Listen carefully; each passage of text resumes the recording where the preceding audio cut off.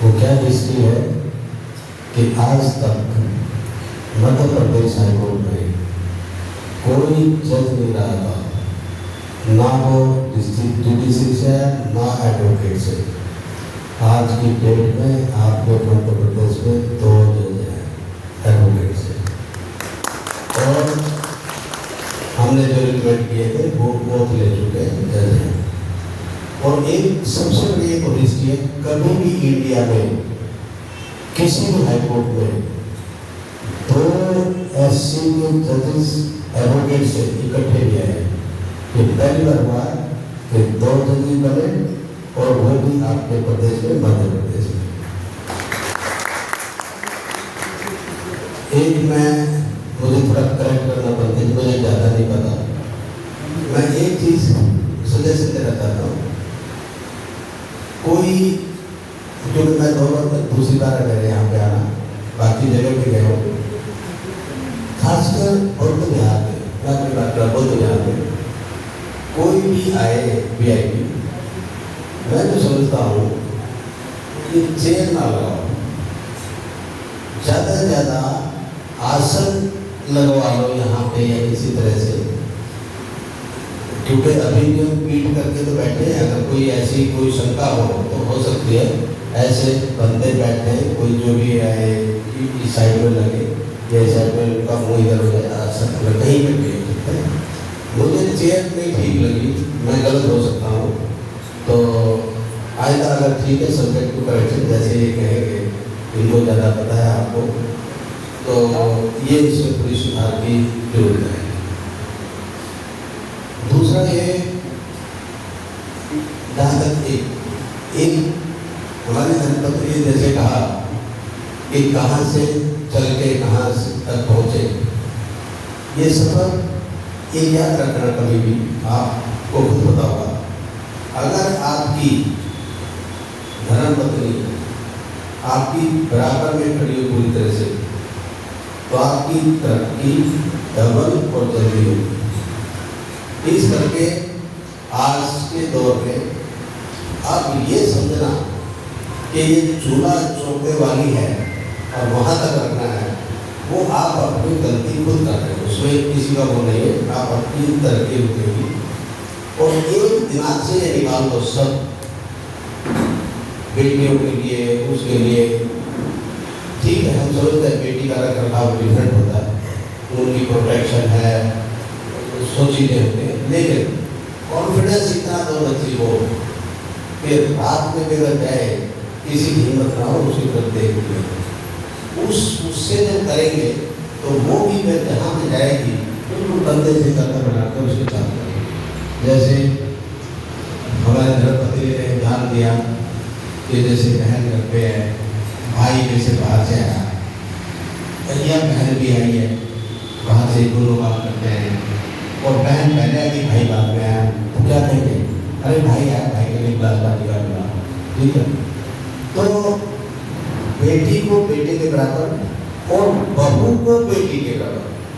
अगर बहू को वो दर्जा दोगे जो बेटी को दे रहे हो आप करने, क्योंकि बेटी आकर 8 बजे उठेगी, आप बेटी को भी कहते जल्दी जल्दी उठा रहा, लेकिन बहू को जरूर हो। लेकिन आज जो बेटियां हैं उन बहुओं को बेटियों की तरह, और नहीं तो क्या हाल होगा, मैं एक उदाहरण देता हूँ, है हरियाणा का, पर वो सब जगह लागू होता है, हरियाणा का मैं नाम ले रहा हूँ, कि जैसे गांव में पढ़ी लिखी पैम्पर लड़की चली गई, शादी हो गई, उसकी सास उठे 6 साढ़े 6 बजे मॉर्निंग में, वो उठे 8-9 बजे आराम से, जैसे घर उठती थी।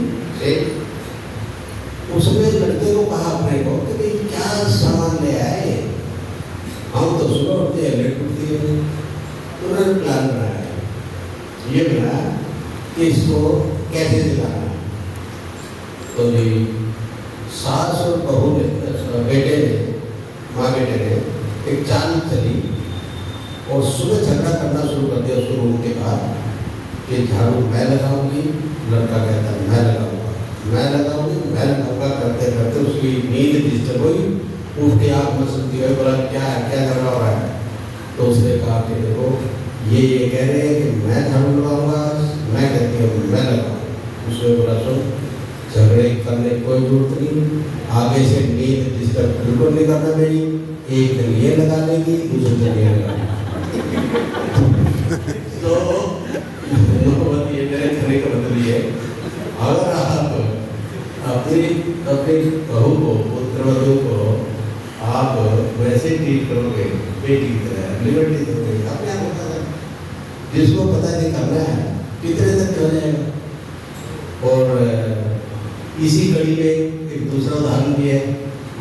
बहू को कहा खाना बना ले, अरे कहता सास 4-5 आदमियों का पहले बना ली थी, एक आदमी तो बड़े अच्छा टेक और बनाने क्या पड़ता है।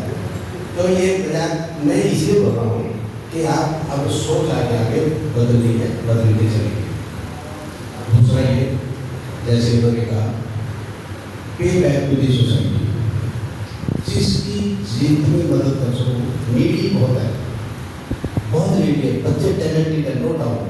पेरेंट्स की गुंजाइश नहीं है कुछ भी। पेरेंट्स की गुंजाइश पढ़ाने के लिए, पेरेंट्स की गुंजाइश उनके सपने से जुड़ने के लिए।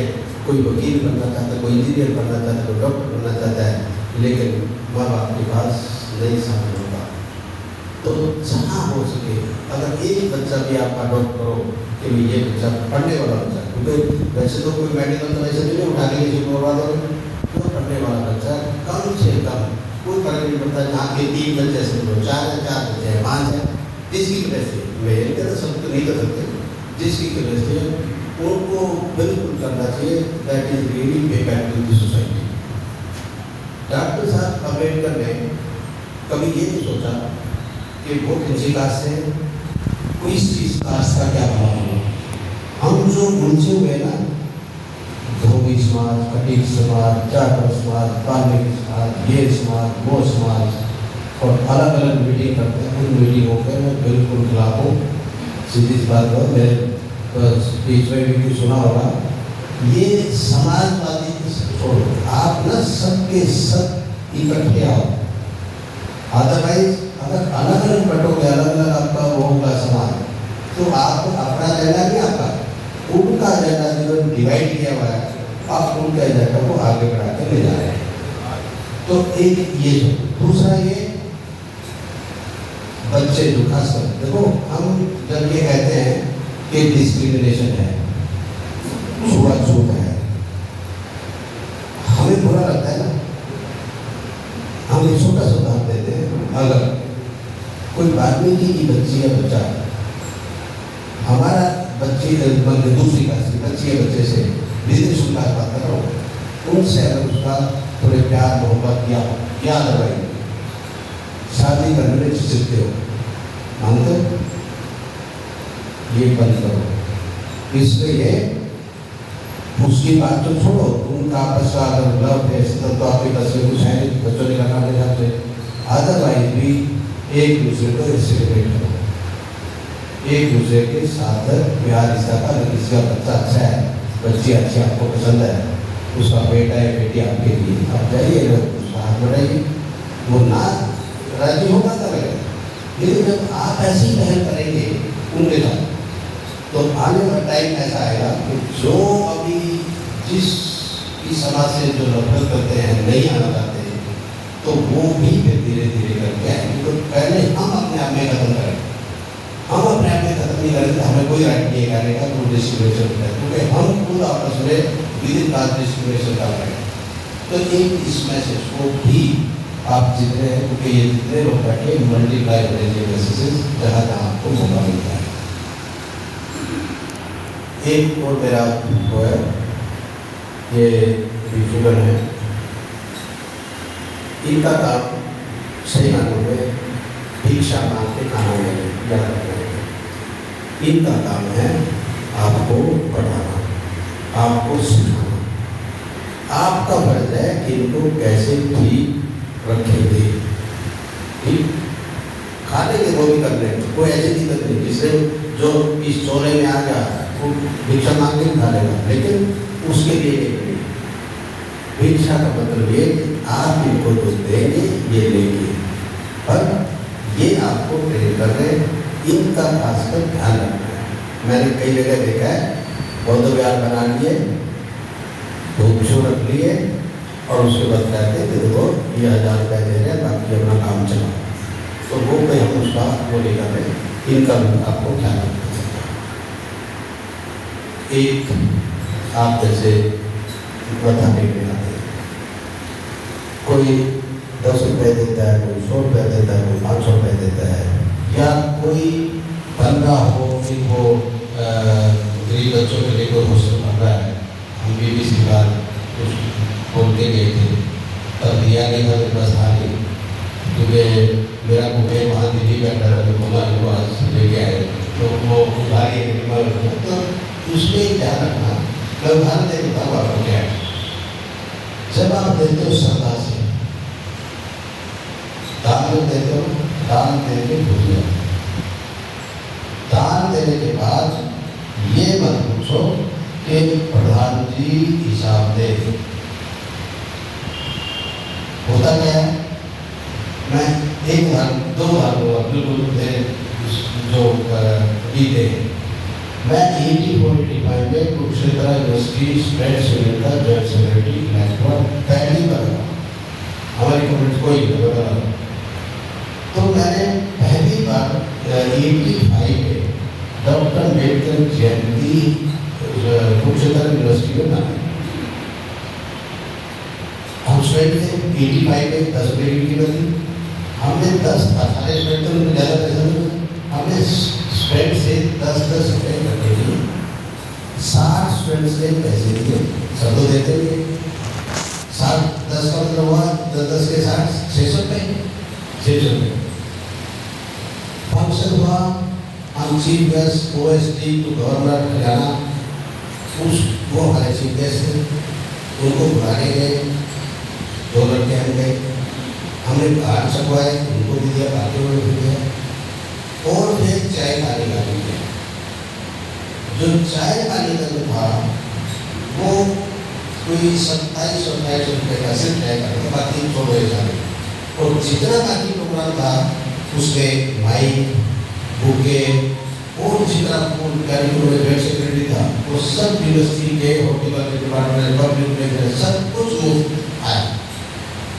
जैसे अच्छा फंक्शन वालों तब स्टार्ट हुआ था, आज तक लड़ाई को शुरुआत करना चाहता है वो की। जैसे ही मैं गया, जाना था स्टूडेंट यूनियन का ऑफिस चुराए तक के आसपास का होगा, पैदल निकल रहे थे ऐसे बीच में ठीक है। मुझे 1 रुपया मिलता है, कहता है हिसाब दे। किस बात पे? कहता कैसे करने के लिए। हमने उस मेरे साथ एक लड़का था, मैं कहता इसके लिस्ट पे नाम देख के उसको पैसे दिए भी नहीं, 10 रुपये देखा नहीं दिए। तो हमने उसको कहा तू हिसाब का क्या लगता है? नहीं कहता समाज का पैसा है। बहुत अच्छा। मैंने कहा समाज का पैसा 600 रुपये इकट्ठा हुआ और सिर्फ कैंटीन का जाके देखो, पूछ कर 2700 समथिंग दे के आएंगे। ठीक, वो क्योंकि मुझे सपोर्ट नहीं करती तो मुझे मिल जाता था, तो इस करके मैं वो खर्च किया, क्योंकि मेरे घर वाले भी थे कि ये काम कर रहा है तो कोई बात नहीं सुन रहे। एक दूसरा एग्जाम्पल देता हूँ।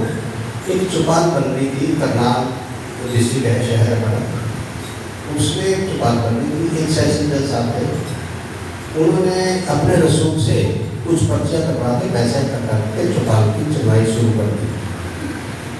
गांव में उसमें मोहल्ले में 120 घर थे, 100 रुपये हर के। ये बात बता रहा हूँ बहुत पुरानी, 80 बनती होगी ये बात।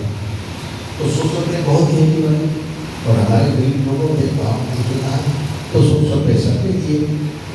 उनमें से एक जो नेगेटिव लोग बनता था, जो खेत खराब करते हैं और हम सब उसमें बह जाते हैं, उसने आप बात शुरू कर दी सबने। उनका नाम मैं दूंगा कि ये लाखों रुपये खा लो, लाख रुपये कमा गए इसमें से। तो उनको पता लगा, एक संडे के दिन छुट्टी थी, वो अपना करनाल पंचायत करने के बाद उन्होंने बताया पहले भी मैंने 100 रुपये किए, इतने घर है हमारे, मैं ये नहीं कहूँगा किसने दिए किसने नहीं दिए, बस सबने दिए, मांगो तो 12,000 रुपये। ठीक, तो ये बता के 12,000 रुपये। तो उन्होंने पूछा भी ये बताओ इसमें अभी तक ईंट कितने लगी? उसने कहा इतने 1000। किस रेट से, तो वो सिर्फ 3 टीम का पैसा उसे क्रॉस बहुत ज़्यादा खर्च करना। अभी 2 रूट्स उसमें सीमेंट करा जाएगी, कितने बोरी लगा सीमेंट, तो उसकी खाती दूसरी, फिर अल्टीमेटली उसको लोगों ने थोड़ा सा कहा माफी मांगी। तो मेरे कहने का मतलब ये है, जो आदमी काम करना आगे कर रहा है उसको लेकर दीजिए, उसको ऐसा दीजिए कि पता नहीं क्या कर रहा क्या खा रहा, हजारों इकट्ठे होते जैसे और प्ले करते अल्लाह को पाते, लाखों इकट्ठे होते कहते करोड़ों रुपये बनाते। कोई भी आप मंदिर में जाते घुसते भी जाते हो तो पैसे कहाँ गए आते हैं, गुरुद्वारे में जाते देख जाते पूरी घुसते। तो इस चीज़ को अगर दान दे दिल से तो उसको भोजन जो कुछ कंट्रीब्यूट कर सकते हो उसमें वो कंट्रीब्यूट करो, लेकिन अननेसेसरी का किसी को ब्लेम गेम और बदनाम करने की कोशिश करो, क्योंकि जो करता है घर बात छोड़ते फैमिली टाइम छोड़ते उसको लगता है, वो भावना से लगता है, हम भावना खराब कर देते हैं उसको, ये सब। तो इन्हीं शब्दों के साथ मैं आपका बहुत बहुत धन्यवाद। और हर बार मैं हर बार को ये स्वागत ये ये मंदिर है, यहाँ कोई स्पेशल नहीं है, मैं हूँ आप हैं, कोई सब बराबर हैं और हमें बराबरी का समता का इस परिचय देना है। यहाँ कोई VIP नहीं, कोई भी VIP नहीं। इन्हीं शब्दों के साथ आपको धन्यवाद।